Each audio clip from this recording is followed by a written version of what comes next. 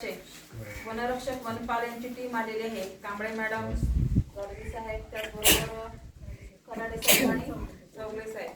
तर रेठरे गावातील ग्रामस्थांच्या वतीनं मी एक नम्र निवेदन सरपंच म्हणून आपल्याला सांगू इच्छिते की वारंवार आमच्या गावातील जे पाळीव प्राणी आहेत त्यांच्यावरती बिबट्याचे अटॅक आणि हल्ले वाढलेले आहेत.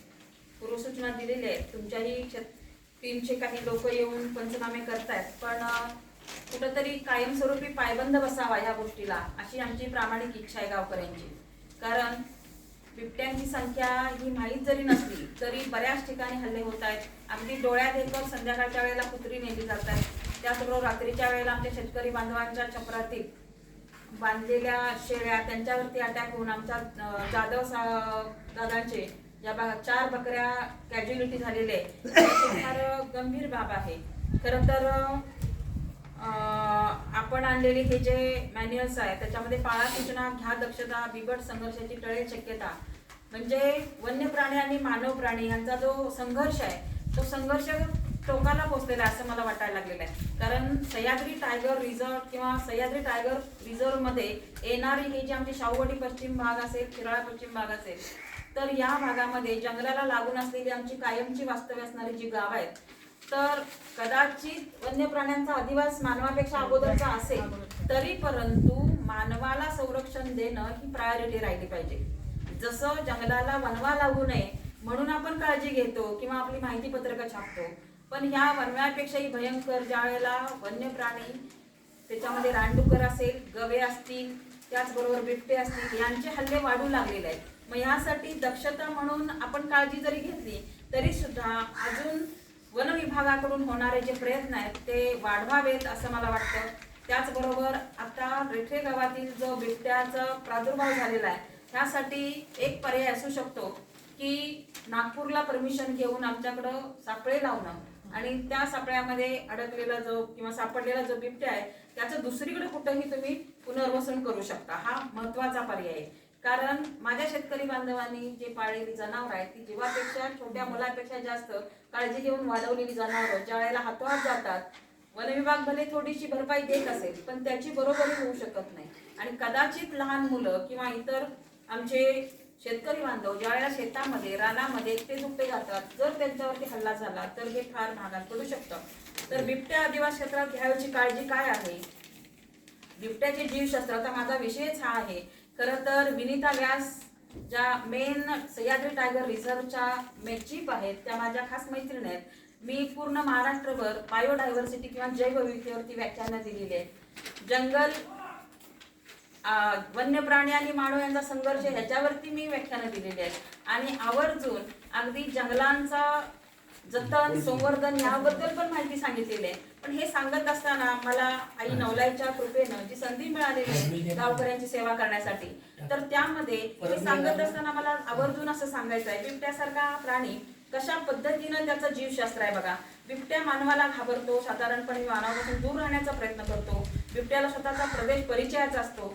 साधारण गोंडोलीपासून आमचे जे सदस्य आहेत ग्रामपंचायतीचे विजय, त्याच्यानंतर त्यांनी सांगितले की तो एकच बिबट्या, आम्ही कायम संपर्कात आहे, तुमच्या संपर्कात आहे. कांबळे मॅडम म्हणा, भोसले सर म्हणा, तुमचे जिल्ह्याचे काही अधिकारी. तर बिबट्या हा रेठऱ्यामध्ये जो आहे तो कदाचित गोंडोलीपासून इकडे त्याचा सातत्यानं वावर आहे. वाघ म्हटलं तर त्याचा 40 किलोमीटरची टेरिटरी असते, पण बिबट्या हा एखाद्या गावामध्ये का सातत्यानं वास्तव्य करून राहतो, तर त्याचीही काही कारणं दिलेली आहेत बघा.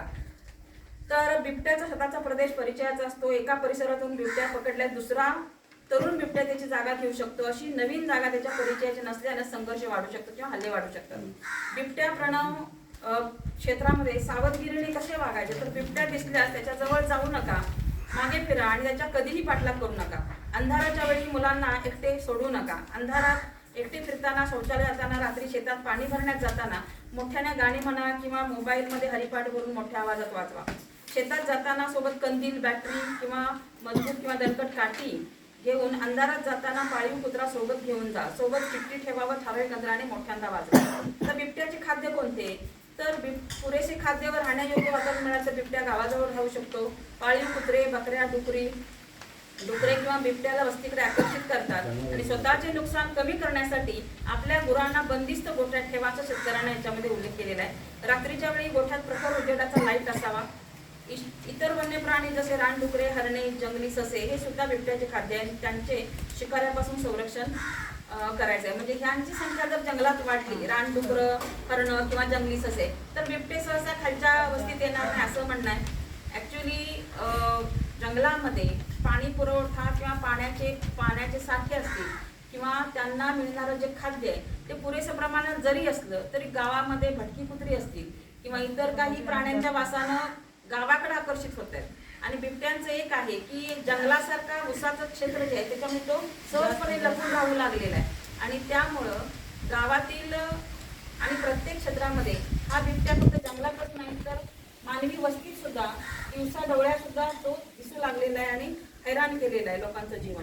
गावाजवळ बिबट्याचा वावर कमी करण्यासाठी घ्यायची काळजी काय आहे? गाव स्वच्छ ठेवल्यास कचऱ्यामुळे येणाऱ्या मोकाट कुत्रे व डुकरांची संख्या कमी होईल. सापळे लावण्यापासून लोकांना परावृत्त करा.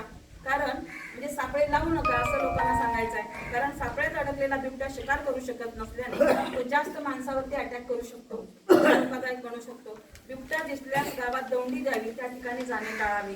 वन विभागाला खाली दिलेल्या क्रमांकावर त्वरित संपर्क करा असं हे वन विभागाचं परिपत्रक आपल्याला मिळालेलं आहे. खरं तर बिबट्या हा सहजपणे मानवावरती जरी हल्ला करत नसला तरी आपल्या प्राण्यांच्या वरती, पाळीव प्राण्यांच्या वरती हल्ला करतोय. मग हे टाळण्यासाठी आपण काही दक्षता वगैरे घ्यायची आहे. त्यासाठी अजून इन डिटेल आणि जास्तीची माहिती आपल्या वन विभागाचे कर्मचारी देतील. त्यांना मी तशी नम्र विनंती करते आणि एवढं बोलून मी माझा मनोगत थांबवते. जय हिंद, जय महाराष्ट्र.